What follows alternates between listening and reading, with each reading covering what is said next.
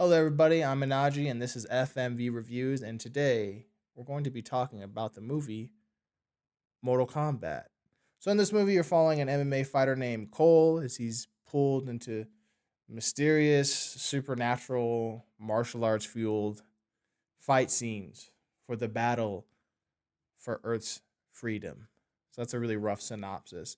So, I know a lot of you who are watching this review are going to be wondering, is Mortal Kombat 2021 a good video game movie? Well, before I get into that, make sure to subscribe to the channel if you're digging this video. But let's get into this. No one's really here for the plot of a Mortal Kombat movie. Let's be real. The Mortal Kombat movie, video game storylines are actually like fairly complicated. You could probably only really do them as a TV show, but the plot in this movie is pretty bare bones. This movie is definitely leaning hardcore on the fact that you're a fan. They give you very brief kind of ideas that are within the series, but unless you're a fan, you're not going to really know what is going on. This movie kind of has a generic Hollywood feel to it, other than sort of the way the Mortal Kombat style looks and the gory kills. Kind of just feels like a generic Hollywood action movie.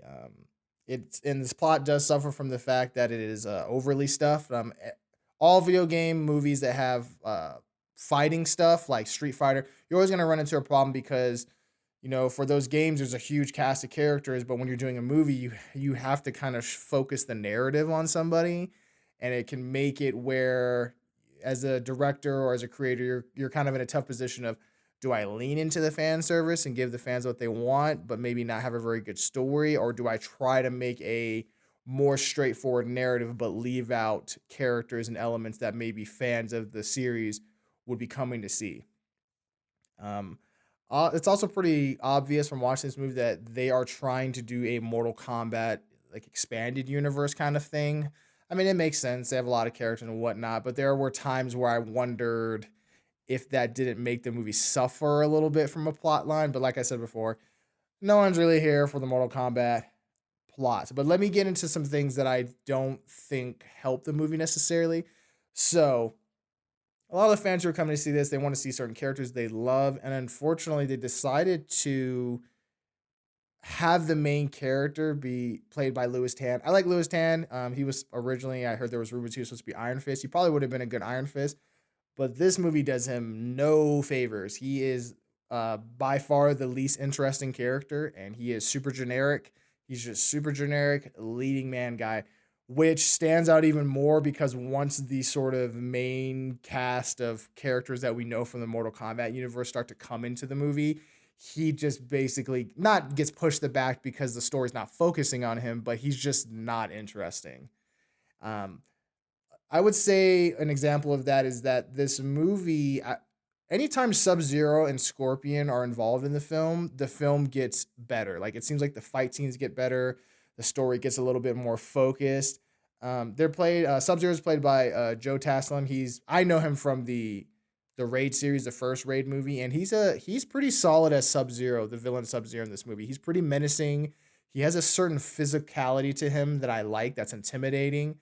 And then Hiroyuki Sanada, who plays Scorpion. I mean, if you like Japanese movie, this guy is a legend in the Japanese acting industry, and he brings his presence here.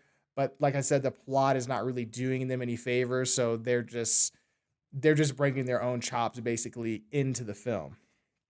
Now, I will say that when the hero characters kind of become involved in it, their personalities shine through. But the villain characters, except for Sub-Zero and Kano, who I'm going to talk about in a second, the villains pretty much just fall to the wayside. But back to Kano, I low-key think Kano is the best part of this movie. Once his character shows up in the film, it becomes so much more engaging. Like, it was a kind of a shame. I almost felt bad for Louis Tan because once Kano comes into the movie, you kind of just want it to be his movie. He's just cracking lines. He knows he's the comic relief, but there's a kind of threatening sinisterness to him. And yeah, I want to give a shout out to the actor who played Kano, and I kind of wish some of that personality could have gone to the main character or maybe even to some of the other characters throughout the movie. Like I said before, No one's here for the plot. So I know a big thing that people are gonna wonder is how's the action in this movie? That's what Mortal Kombat is known for. How's the action? I will say this movie has some gory kills. They're definitely leaning into that rated R rating, which makes total sense. It's a Mortal Kombat movie. To do anything otherwise wouldn't really make any sense. But I will say with the fight scenes, I feel kind of conflicted. I do think there is some solid fight choreography going on in this movie, but unfortunately, the editing does not seem capable of getting across the action in the best way possible. Any of the fight scenes involving Sub Zero or Scorpion, it seems as if the choreography takes a step up, and the way they're filming it seems to work better. I don't know if it's because they have people who are capable of doing martial arts, but I would say the main editing problem I have with the fight scenes in this movie is that it just keeps cutting every couple of seconds. Okay, so let me give you an example. I'm going to show you this Scorpion fight scene from the 7 minutes they released. I'm going to show you the Scorpion fight scene right here.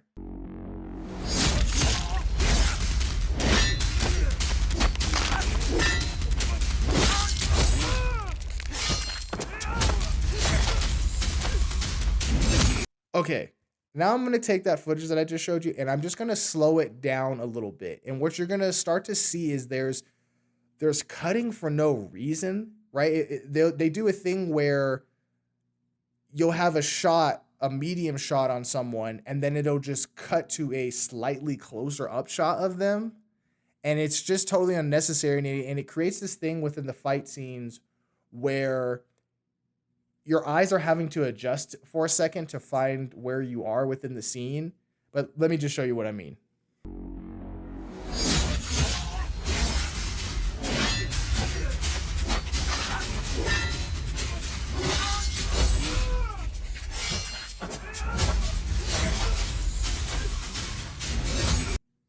So with the footage slowed down, I'm sure you can see that there's a redundancy in camera angles, but yes, I think it hurts this movie. It makes it where,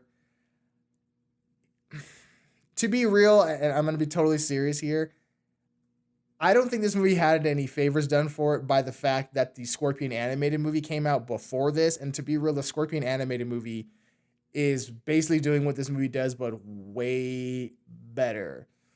So I would say, unfortunately, with Mortal Kombat 2021, unless you're a diehard fan, I can't really recommend this movie to you. And if you are coming to it for solid action fight scenes, I gotta say, for this film, they're pretty far and few. They're pretty far and few in between. So with that, I'm gonna give Mortal Kombat a 6 out of 10. Yeah, it's really only for the diehard fans. I'm hoping they get to make some more, but if they don't, I would totally understand. So hey, if you dug this review, make sure to like, share, and subscribe to the channel. And yeah, I'll talk to y'all later. Bye.